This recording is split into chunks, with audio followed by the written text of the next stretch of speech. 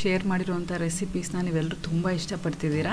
So ಇವತ್ತು ಇನ್ನಷ್ಟು ರೆಸಿಪೀಸ್ನ ತೋರಿಸ್ತಾ ಇದ್ದೀನಿ. ಅದಕ್ಕೆ ಇವತ್ತು ಪನ್ನೀರ್ ಕಡಾಯಿ ಮಾಡ್ತಾ ಇದ್ದಾರೆ. ಕಡಾಯಿ ಪನ್ನೀರ್ ರೆಸಿಪಿ ರೆಸ್ಟೋರೆಂಟ್ ಸ್ಟೈಲು ತುಂಬಾ ಅಂದರೆ ತುಂಬಾ ಟೇಸ್ಟಿಯಾಗಿತ್ತು, ರೆಸ್ಟೋರೆಂಟ್ಗಿಂತ ಟೇಸ್ಟಿಯಾಗಿತ್ತು. ಸೊ ಅದರ ರೆಸಿಪಿ ಶೇರ್ ಮಾಡ್ತಿದ್ದೀನಿ. ಹಾಗೆ ನಾನು ಮಾಡಿರೋಂಥ ಚಿಕನ್ ಮಂಚೂರಿಯನ್ ರೆಸಿಪಿ ಕೂಡ ಶೇರ್ ಮಾಡ್ತಾಯಿದ್ದೀನಿ.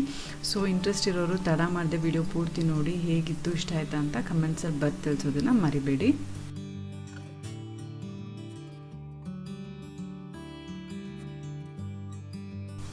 ಮೊದಲಿಗೆ ಪನ್ನೀರ್ ಪೀಸಸ್ನ ಈ ರೀತಿ ಶೇಪಲ್ಲಿ ಸ್ಮಾಲ್ ಕ್ಯೂಬ್ಸ್ ಆಗಿ ಕಟ್ ಮಾಡಿ ಅದಕ್ಕೆ ಉಪ್ಪು ಮತ್ತು ಖಾರದ ಪುಡಿ ಹಾಕಿ ಮ್ಯಾರಿನೇಟ್ ಮಾಡಿಟ್ಟಿದ್ರು. ಅದನ್ನು ಸ್ವಲ್ಪ ಆಯಿಲ್ ಅಥವಾ ಬಟರ್ ಅಥವಾ ತುಪ್ಪದಲ್ಲಿ ನೀವು ಸ್ವಲ್ಪ ಲೈಟಾಗಿ ಫ್ರೈ ಮಾಡ್ಕೋಬೇಕು. ತುಂಬ ರೋಸ್ಟ್ ಆಗೋ ಥರ ಫ್ರೈ ಮಾಡಿಕೊಂಡ್ರೆ ಗಟ್ಟಿ ಆಗಿಬಿಡುತ್ತೆ ಪನ್ನೀರು. ಆಮೇಲೆ ಗ್ರೇವಿಯಲ್ಲಿ ಹಾಕಿದಾಗ ಗ್ರೇವಿ ಜಾಸ್ತಿ ಅಬ್ಸಾರ್ಬ್ ಕೂಡ ಮಾಡ್ಕೊಳ್ಳಲ್ಲ ಪನ್ನೀರು. ಸೊ ಮೈಲ್ಡಾಗಿ ಫ್ರೈ ಮಾಡ್ಕೊಂಡಿದ್ದಾರೆ. ಇದೇ ರೀತಿ ಕ್ಯಾಪ್ಸಿಕಮ್ನ ಕೂಡ ಫ್ರೈ ಮಾಡ್ಕೊತಿದ್ದಾರೆ. ಸ್ವಲ್ಪ ಆಯಿಲ್ ಹಾಕಿ, ತುಂಬ ಸಾಫ್ಟ್ ಆಗಬಾರ್ದು, ಇದು ಕುಕ್ಕಾಗಿ ಮೆತ್ತಗಾಗಬಾರ್ದು, ಕ್ರಂಚಿಯಾಗಿ ಕ್ರಿಸ್ಪಿಯಾಗಿ ಸಿಗ್ತಾ ಇರಬೇಕು ಕರಿಯಲ್ಲಿ, ಗ್ರೇವಿಯಲ್ಲಿ ಇದು. ಸೊ ಸ್ವಲ್ಪನೇ ಕ್ಯಾಪ್ಸಿಕಮ್ ಹಾಕ್ತಿದ್ದಾರೆ. ನೀವು ಬೇಕಾದರೆ ಜಾಸ್ತಿ ಕೂಡ ಹಾಕ್ಬೋದು. ನಿಮ್ಮ ಮನೆಯಲ್ಲಿ ಎಷ್ಟು ಜನ ಇದ್ದಾರೆ ಅದಕ್ಕೆ ತಕ್ಕನಾಗೆ ನೀವು ಪನ್ನೀರ್ ಕ್ವಾಂಟಿಟಿ, ಕ್ಯಾಪ್ಸಿಕಮ್ ಕ್ವಾಂಟಿಟಿ ಮತ್ತು ಈರುಳ್ಳಿ ಕ್ವಾಂಟಿಟಿನ ಚೇಂಜ್ ಮಾಡ್ಕೊತಾ ಹೋಗ್ಬೋದು. ಕ್ಯಾಪ್ಸಿಕಮ್ ಎಲ್ಲ ಚೆನ್ನಾಗಿ ಫ್ರೈ ಆಗ್ತಾ ಇದೆ. ನೀವು ನೋಡ್ತಿರ್ಬೋದು ಲೈಟಾಗಿ ಕಲರ್ ಬಂದಿದೆ ಬ್ಯಾಕ್ ಸೈಡಲ್ಲಿ. ಅಷ್ಟೇ ಸಾಕು, ತುಂಬ ಕುಕ್ ಮಾಡೋದು ಬೇಡ. ಈಗ ನೆಕ್ಸ್ಟು ಈರುಳ್ಳಿನ ಈ ರೀತಿ ಸಣ್ಣ ಕ್ಯೂಬ್ಸ್ ಥರ ಪೀಸಸ್ ಆಗಿ ಕಟ್ ಮಾಡ್ಕೊಂಡಿದ್ದಾರೆ. ಅದಕ್ಕೆ ಅದನ್ನು ಕೂಡ ಕ್ಯಾಪ್ಸಿಕಮ್ನ ಹೇಗೆ ಫ್ರೈ ಮಾಡ್ಕೊಂಡ್ವೋ ಅದೇ ರೀತಿ ಜಸ್ಟ್ ಕಲರ್ ಸ್ವಲ್ಪ ಚೇಂಜ್ ಆಗಬೇಕು ಒಂದು ಸೈಡು. ನೀವು ನೋಡ್ತಿರ್ತೀರ ಈಗ ಹೆಂಗೆ ಕಲರ್ ಚೇಂಜ್ ಆಗ್ತಾ ಬರುತ್ತೆ ಅಂತ. ಅಷ್ಟಾದರೆ ಸಾಕು. ಸ್ವಲ್ಪ ಆಯಿಲ್ ಹಾಕಿ, ಇದಕ್ಕೆ ಸಾಲ್ಟ್ ಏನು ಹಾಕೋದು ಬೇಡ. ಸಾಲ್ಟ್ ಹಾಕಿದ ತಕ್ಷಣ ನೀರು ಬಿಟ್ಕೊಳೋಕೆ ಸ್ಟಾರ್ಟ್ ಆಗಿ ಸಾಫ್ಟಾಗಿ ಹೋಗಿಬಿಡುತ್ತೆ ತರಕಾರಿ. ಸೊ ಹಾಗೇ ಜಸ್ಟ್ ಆಯಿಲಲ್ಲಿ ಫ್ರೈ ಮಾಡಿಕೊಂಡು ತೆಗೆದಿಟ್ಕೊಂಡ್ರೆ ಸಾಕು. ಮತ್ತು ಗ್ರೇವಿಯಲ್ಲಿ ಕೂಡ ಇದು ಕುಕ್ ಆಗುತ್ತೆ. ಸೊ ಈಗ ಇದನ್ನು ಕೂಡ ತೆಗೆದಿಟ್ಕೊತಿದ್ದಾರೆ.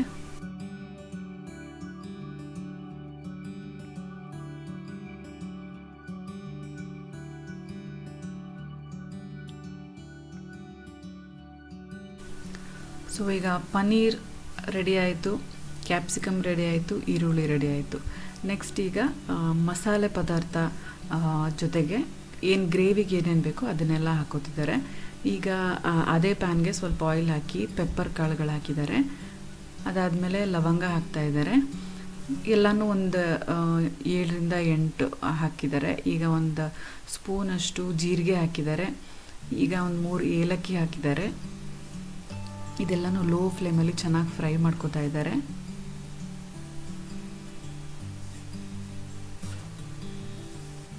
ಈಗ ಇದ್ರದ್ದೆಲ್ಲ ಸ್ಮೆಲ್ ಚೆನ್ನಾಗಿ ಬರ್ತಾ ಇದೆ.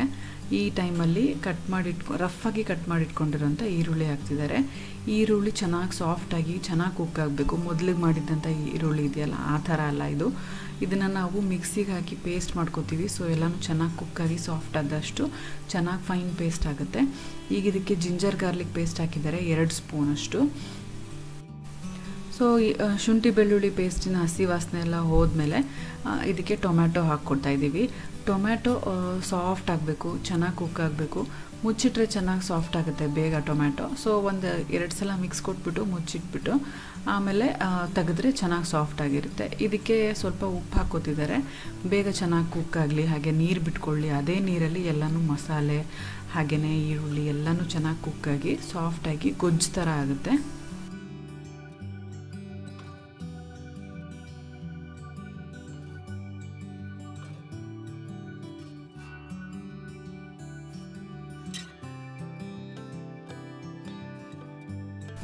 ಈಗ ನೀವು ನೋಡ್ತಿರ್ಬೋದು ಇದು ಚೆನ್ನಾಗಿ ಗೊಜ್ಜು ಥರ ಆಗಿದೆ. ಇದನ್ನು ಫ್ಯಾನ್ ಕೆಳಗೆ ಇಡ್ತಾ ಇದ್ದೀವಿ ಸ್ವಲ್ಪ ತಣ್ಣಗಾಗಲಿ ಅಂತ, ಯಾಕಂದರೆ ಅದನ್ನು ಮಿಕ್ಸಿ ಮಾಡ್ಕೋಬೇಕು. ಅದಕ್ಕೆ ಪನ್ನೀರು ಮಕ್ಕಳಿಗೆ ತಿನ್ನಿಸ್ಬೇಕಾದ್ರೆ ಜಸ್ಟ್ ಲೈಟಾಗಿ ಉಪ್ಪು, ಲೈಟಾಗಿ ಖಾರದ ಪುಡಿ ಹಾಕಿ ಸ್ವಲ್ಪ ಎಣ್ಣೆ ಅಥವಾ ತುಪ್ಪದಲ್ಲಿ ನೀವು ಫ್ರೈ ಮಾಡಿದ್ರೆ ಮಕ್ಕಳಿಗೆ ತುಂಬ ಇಷ್ಟ ಆಗುತ್ತೆ. ಇದನ್ನು ದಿಯಾಗೆ ಅಂತ ಮಾಡ್ತಿದ್ದಾರೆ. ಅದಕ್ಕೆ ಅವಳಿಗೆ ಈ ರೀತಿ ತಿನ್ನೋದಕ್ಕೆ ತುಂಬ ಇಷ್ಟ ಅಂತ. ಪನ್ನೀರ್ ತುಂಬ ಒಳ್ಳೆಯದು, ಪ್ರೋಟೀನ್ ರಿಚ್ಚು, ಮಕ್ಕಳಿಗೆ ಆರಾಮಾಗಿ ಕೊಡ್ಬೋದು. ಅವರಿಗೆ ಈ ರೀತಿ ಮಾಡಿದ್ರೆ ಇಷ್ಟ ಆಗುತ್ತೆ. ನಾವು ಆಯಿಲ್ ಯಾಕೆ ಧೈರ್ಯವಾಗಿ ಯೂಸ್ ಮಾಡ್ತಿದ್ದೀವಿ ಅಂದರೆ ಆರ್ಗ್ಯಾನಿಕ್ ಆಯಿಲ್ ಯೂಸ್ ಮಾಡೋದು ನಾವು, ಅಣ್ಣನ ಗಾಣದಲ್ಲಿ ತೆಗೆಯುವಂಥ ಎಣ್ಣೆ. ಸೊ ಮಕ್ಕಳಿಗೂ ಕೂಡ ಧೈರ್ಯವಾಗಿ ಕೊಡ್ಬೋದು. ರೀಫೈಂಡ್ ಆಯಿಲು ಮಕ್ಳಿಗೆ ಅಷ್ಟು ಒಳ್ಳೆಯದಲ್ಲ, ಯಾರಿಗೂ ಒಳ್ಳೆಯದಲ್ಲ, ಮಕ್ಳಿಗಂತೂ ಇದ್ದಿದ್ದು ಒಳ್ಳೆಯದಲ್ಲ. ಸೊ ಬರೀ ತುಪ್ಪನೇ ಯಾಕೆ ಯೂಸ್ ಮಾಡ್ತಾರೆ ಮಕ್ಕಳಿಗೆ ಅಂದರೆ ಎಣ್ಣೆಯಲ್ಲಿ ಏನೇನೋ ಕಲಬೆರಕೆ ಆಗಿರುತ್ತೆ ಅಂತ. ಸೊ ಈ ಎಣ್ಣೆ ಆರ್ಗ್ಯಾನಿಕ್ ಎಣ್ಣೆ ಧೈರ್ಯವಾಗಿ ಯೂಸ್ ಮಾಡ್ಬೋದು, ಯಾವುದೇ ರೀತಿ ಕಲಬೆರಕೆ ಆಗಿರಲ್ಲ. ಪಕ್ಕದಲ್ಲಿ ನಾನು ಜೀರಾ ರೈಸ್ ಮಾಡ್ತಿದ್ದೀನಿ, ಇನ್ಸ್ಟೆಂಟ್ ಜೀರಾ ರೈಸು. ಅಕ್ಕಿ ತೊಳೆದಿದ್ದೀನಿ, ಅದಕ್ಕೆ ಡಬ್ಬಲ್ ನೀರು ಹಾಕಿದ್ದೀನಿ, ಅದಕ್ಕೆ ಸ್ವಲ್ಪ ಉಪ್ಪು, ಸ್ವಲ್ಪ ಜೀರಿಗೆ ಮತ್ತು ತುಪ್ಪ ಇದನ್ನೆಲ್ಲ ಹಾಕಿ ನಾರ್ಮಲಾಗಿ ನಾವು ಹೇಗೆ ಅನ್ನ ಮಾಡ್ತೀವೋ ಆ ರೀತಿ ಮಾಡಿದ್ರೆ ಜೀರಾ ರೈಸ್ ರೆಡಿ ಆಗುತ್ತೆ. ತುಂಬ ಒಳ್ಳೆ ಸ್ಮೆಲ್ ಇರೋವಂಥ ಇನ್ಸ್ಟೆಂಟಾಗಿ ಮಾಡೋವಂಥ ಕ್ವಿಕ್ ಜೀರಾ ರೈಸ್ ಇದು. ರೆಸ್ಟೋರೆಂಟ್ ಸ್ಟೈಲ್ ಟೇಸ್ಟೇ ಬರುತ್ತೆ. ಈ ರೀತಿ ಸ್ಪೆಷಲ್ ಗ್ರೇವೀಸ್ ಎಲ್ಲ ಮಾಡಿದಾಗ ಈ ರೀತಿ ಜೀರಾ ರೈಸ್ ಮಾಡ್ಕೊಳ್ಳಿ. ಮಾಮೂಲಿ ಅನ್ನ ಮಾಡೋದ ಜಾಗದಲ್ಲಿ ನಾವು ಎಕ್ಸ್ಟ್ರಾ 2-3 ಇಂಗ್ರೀಡಿಯೆಂಟ್ ಹಾಕ್ತೀವಿ ಅಷ್ಟೇ, ಕ್ವಿಕ್ಕಾಗುತ್ತೆ, ಟೇಸ್ಟಿಯಾಗಿರುತ್ತೆ. ಸೊ ಈಗ ಗ್ರೇವಿ ತಣ್ಣಗಾಗಿ ನಾನು ಪೇಸ್ಟ್ ಮಾಡ್ತಿದ್ದೀನಿ. ಸೊ ಕಂಟಿನ್ಯೂಷನ್ ಮಾಡೋದಕ್ಕೆ ಅದಕ್ಕೆ ಈ ಕಡೆ ಇನ್ನೊಂದು ಬಾಣಲೆ ಇಟ್ಟಿದ್ದಾರೆ.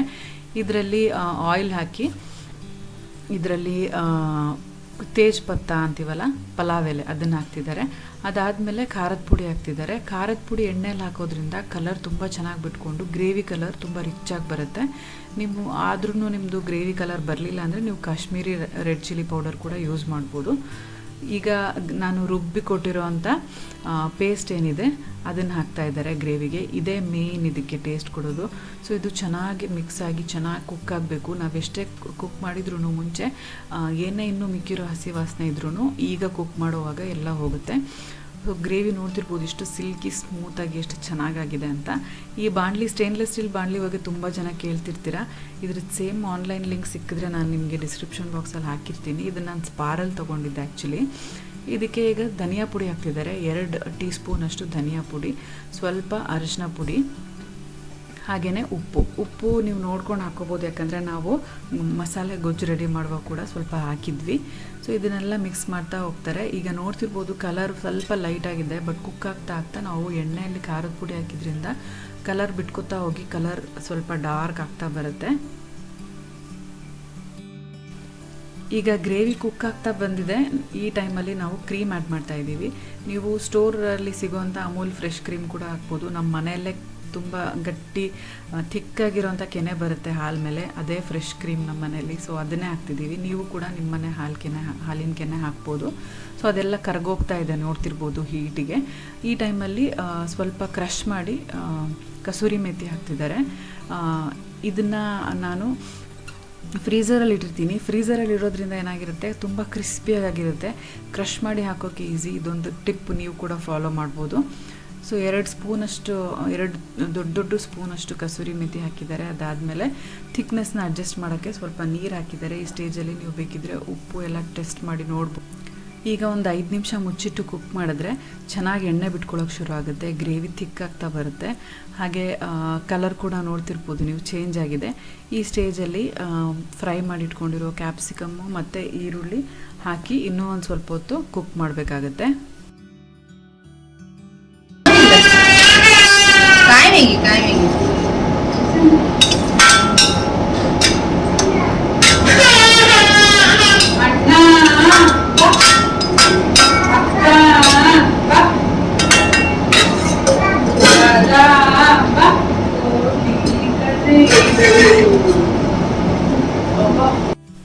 ಇದ್ರ ಜೊತೆ ಕಾಂಬಿನೇಷನ್ಗೆ ನಾನು ಪ್ಯಾರ್ಲಲ್ಲಿ ಪರೋಟ ರೆಡಿ ಮಾಡ್ತಾ ಇದ್ದೀನಿ.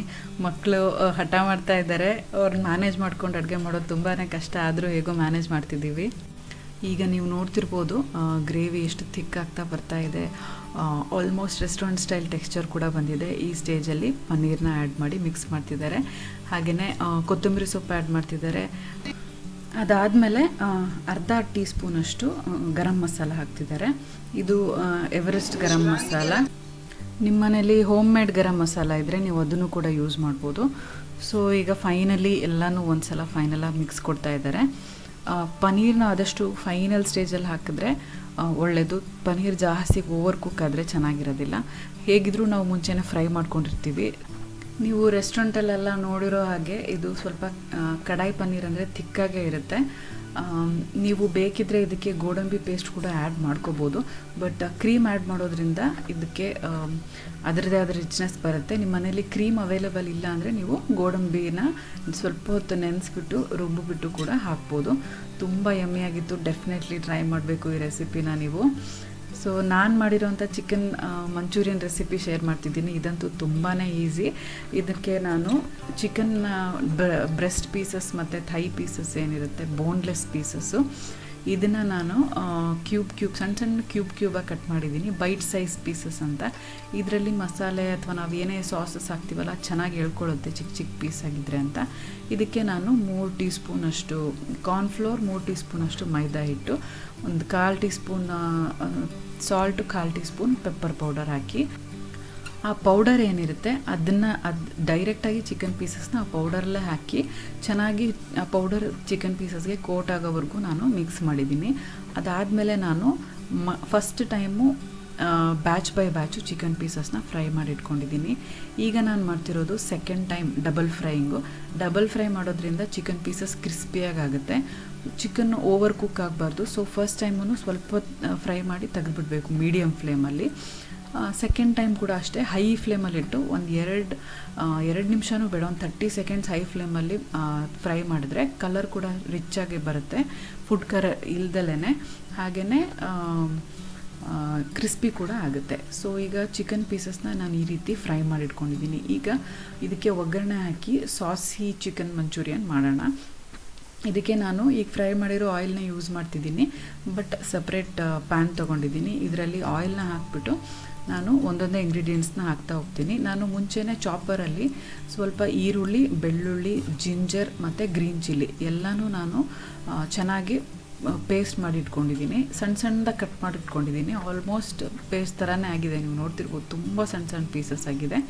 ಇದಕ್ಕೆ ನಾವು ಸ್ವಲ್ಪ ಜಿಂಜರ್ ಗಾರ್ಲಿಕ್ ಪೇಸ್ಟು ಆ್ಯಡ್ ಮಾಡ್ತಿರೋದ್ರಿಂದ ನಾನು ಇದಕ್ಕೆ ಬೆಳ್ಳುಳ್ಳಿ ಸ್ವಲ್ಪ ಜಾಸ್ತಿ ಹಾಕ್ಕೊಂಡಿದ್ದೀನಿ, ಶುಂಠಿ ಕಡಿಮೆ ಹಾಕಿದ್ದೀನಿ. ಶುಂಠಿ ಪೀಸಸ್ ಬಾಯಿಗೆ ಸಿಕ್ಕರೆ ಚೆನ್ನಾಗಿರಲ್ಲ, ಸೊ ಪೇಸ್ಟಲ್ಲಿ ಶುಂಠಿ ಟೇಸ್ಟ್ ಬರಲಿ ಅಂತ. ಈಗ ನಾನು ಉಪ್ಪು ಮತ್ತು ಪೆಪ್ಪರ್ ಹಾಕ್ತಾಯಿದ್ದೀನಿ.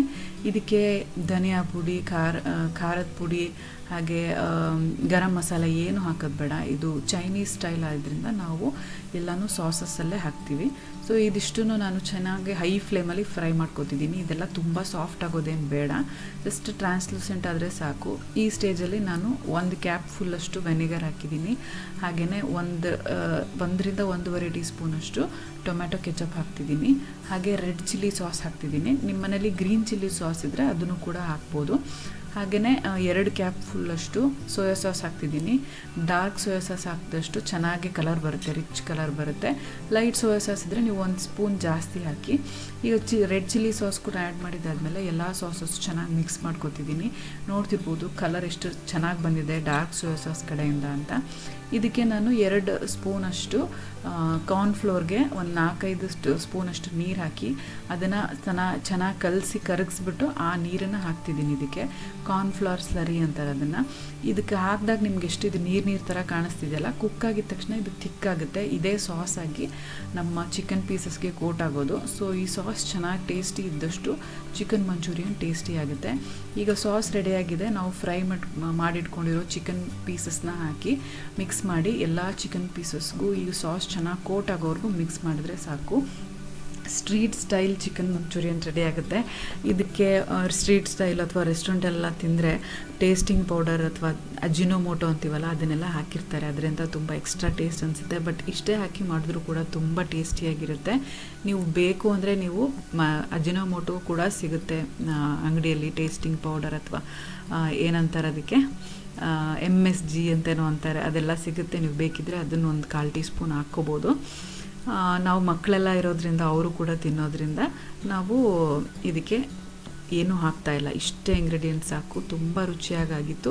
ಟ್ರೈ ಮಾಡಿ, ಎಲ್ಲರಿಗೂ ಇಷ್ಟ ಆಯಿತಾ, ಹೇಗೆ ಇತ್ತು ಮನೆಯಲ್ಲಿ ಅಂತ ಡೆಫಿನೆಟ್ಲಿ ತಿಳಿಸಿ. ಈ ವಿಡಿಯೋ ಹೇಗನ್ನಿಸ್ತು, ಇಷ್ಟ ಆಗಿದರೆ ಲೈಕ್ ಮಾಡಿ, ಹಾಗೆ ನಿಮ್ಮ ಫ್ರೆಂಡ್ಸ್ ಆ್ಯಂಡ್ ಫ್ಯಾಮಿಲಿ ಜೊತೆ ಕೂಡ ಶೇರ್ ಮಾಡಿ. ನೀವಿನ್ನೂ ನಮ್ಮ ಚಾನಲ್ಗೆ ಸಬ್ಸ್ಕ್ರೈಬ್ ಮಾಡದೆ ನೋಡ್ತಾ ಇದ್ದರೆ ಸಬ್ಸ್ಕ್ರೈಬ್ ಮಾಡಿ, ಪಕ್ಕದಲ್ಲಿರೋ ಬೆಲ್ಲೈಕನ್ನ ಕ್ಲಿಕ್ ಮಾಡೋದ್ರಿಂದ ನನ್ನ ಎಲ್ಲ ವಿಡಿಯೋ ನೋಟಿಫಿಕೇಷನ್ ನಿಮ್ಮ ಮೊಬೈಲ್ಗೆ ತಕ್ಷಣ ಸಿಗುತ್ತೆ ಅಂತ ಹೇಳ್ತಾ ಈ ವ್ಲಾಗ್ನ ನಾನು ಇಲ್ಲಿಗೆ ಮುಗಿಸ್ತಾ ಇದ್ದೀನಿ. ನೋಡಿದ್ರಲ್ಲ, ಅನ್ನ ಮುದ್ದೆ ತರಕಾರಿ ಸಾರು ಜೊತೆಗೆ ಇದನ್ನು ಎಂಜಾಯ್ ಮಾಡ್ತಿದ್ದಾರೆ. ಅನ್ನ ಸಾರು ಜೊತೆ ಕೂಡ ಸಖತ್ತಾಗಿರುತ್ತೆ. See you all in my next vlog. Till then, take care. Bye bye.